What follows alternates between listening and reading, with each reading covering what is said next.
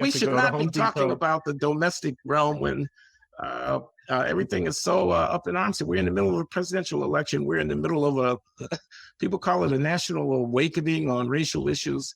We are in the middle of rioting. We're in the middle of political violence, man, political violence. And things feel very uncertain to me, and I'm uneasy. I keep checking my retirement portfolio to make sure that it hasn't been zeroed out by fate. Right. Yeah. You know what? When I talk about my compass, part of what I mean though is this. You talk about the racial reckoning. It's occurred to me there's a certain crowd who think, and I don't think they're trying to force this. They actually think this is natural, that we're having a racial reckoning in the wake of what happened to George Floyd, and that what that racial reckoning means is that America is now responsible for towing a radical leftist line on race that involves all of this recreational self-examination and this idea that every single field of moral or artistic endeavor needs to suddenly turn itself upside down to quote unquote observe diversity, and also that people who don't toe a certain ideological or terminological line are not only to be criticized, but also sanctioned in some way. And already the meaning of the word cancel has changed so much in the past 10 minutes that I won't say cancel, but the idea is that you are supposed to be beaten in the public square in some way. There's a whole crowd of people who think that the racial reckoning is not supposed to be what we maybe would have thought it was, say, a couple decades ago when we had the national conversation on race. And even though all of that wouldn't have made sense to everybody, still, both feet were on the ground. You know, you were talking about affirmative action in certain ways. Now there's a group of people, and I wouldn't say that all of them are young, but the idea is that the racial reckoning means that we're supposed to conduct the country as if Robin DiAngelo, Ibram Kendi, and Ta-Nehisi Coates are the authors of, say, 3 testaments of a certain volume. And that is creating a lot of friction, but this is the thing. I think there's a certain pushback against that. And the pushback is not saying we don't need to think about race at all. But I think that without knowing it, this crowd has played their hand so obnoxiously.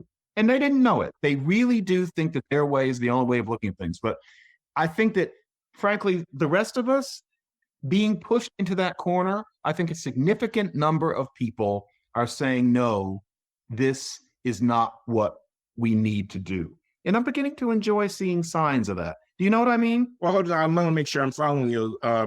There's a national reckoning with race. It's different from the conversation on race that Clinton conducted in the 90s. There's a certain urgency of declaring yourself on the right side of history and a certain intimidation or force to enforce that urgency.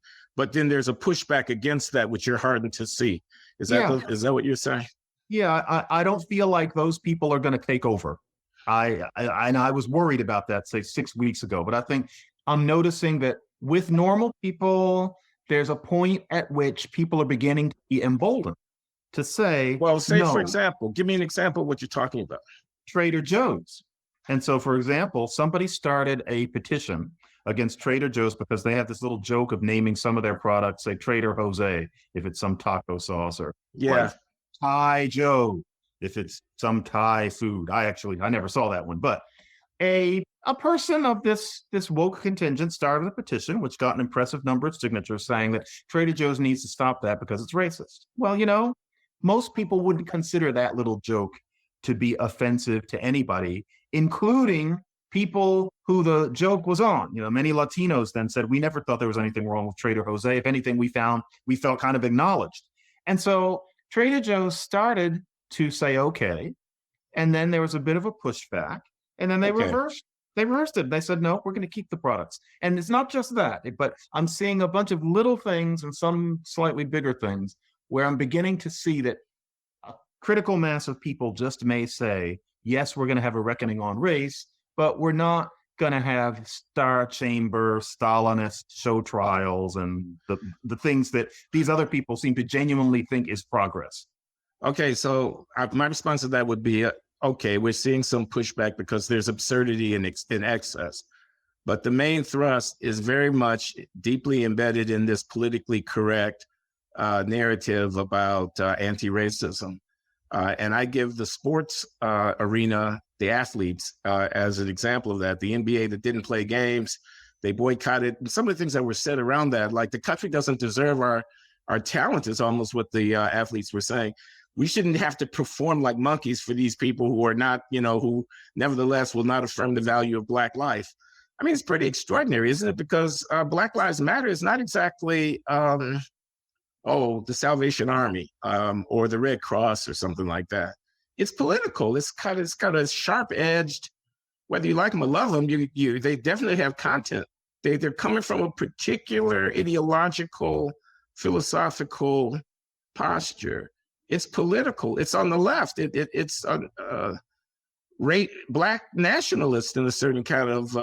I mean, it's Anyway, and as you can tell from the tone of my voice, I may not be entirely on board with the Black Lives Matter view of the world. I may have to push back against the Black Lives Matter view of the world. But to see the National Basketball Association with shirts with the slogan on it, with the thing along the side of the court when they're playing the game, the players all in the post-game interviews being interviewed, making their statements. The coaches, did you see Doc Rivers, who's a coach of the LA Clippers, made a very passionate statement, used to coach the Boston Celtics, made a very passionate statement that I saw online somewhere. And I thought, my God, how very interesting, because these things are political. So we have a major sports league, or if you transport that to another business, can you imagine another line of business where the very content of it would be, shrouded and infused with the iconography and the mythology of the political view of a particular part of the partisan spectrum? So that, I think, is indicative of a sign of our times. I mean, I'm not sure. And it's also, by the way, if you're a white player and you like your flag, suppose you're a good old boy, you're a NASCAR lover, that you're a white guy from Alabama and you play football.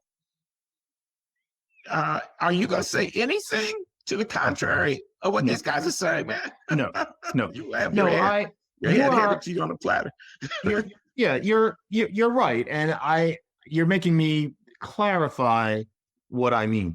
As always, the hardest nut to crack is the one about the cops.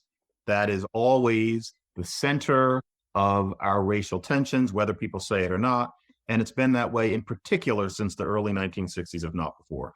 And so I talk about the pushback, but Black Lives Matter is becoming kind of a nebulous concept, but I think we would both agree that the reason that they exist is because of the idea that the cops kill Black people out of racism, and that needs to stop. Now, it's getting to the point where Black Lives Matter has associated itself with a general leftist point of view, and so you say Black Lives Matter, and you start thinking about Ibram Kendi's books, et cetera.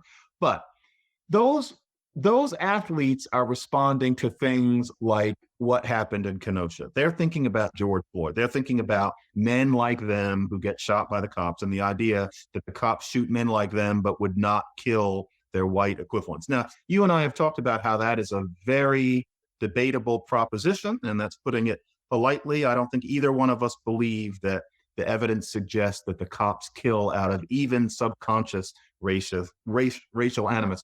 But that's an argument that people like us make that gets read by a certain crowd. It feels counterintuitive, frankly. I don't know what to you, but even to me. And so if that's going to start having an effect, it's almost sad that the highest up I've heard it have an effect is from the jackass's mouth. Trump, who actually said, well, it happens to more white people. And I was thinking, oh God, he got that from the sort of thing that we write. But it's not going to get around beyond there too much. And so I don't blame those players for laboring under that illusion and protesting it. That's not going to go away for a long time. However, everything else about race, everything, outside of that central circle, it seems to me that people are more, I hate to say, no, I'm not even going to say, people are more empirically grounded in it. And I think that there is room in this country for white people who are not saying, as they would have said 50 years ago, I don't see that there's a race problem at all, but just not that we need to go overboard and pretend that critical race theory is somehow the Bible, which is what these new people are trying to make all of us say. But no, there's always going to be, at least for the foreseeable future, this general idea that the cops walk around killing black men when they wouldn't kill white men. That's going to be a really tough one to get through to people, especially people who don't read Slate and commentary and, watch this, which is, let's face it, most people. So yes, you're right about that. That's not changing. That can make it look like nothing is happening. But I think beyond that, there is some sort of sea change happening compared not to 2015, but to say May. I think that here, as we get into September, we've seen a certain shift. Talk about how fast things are going.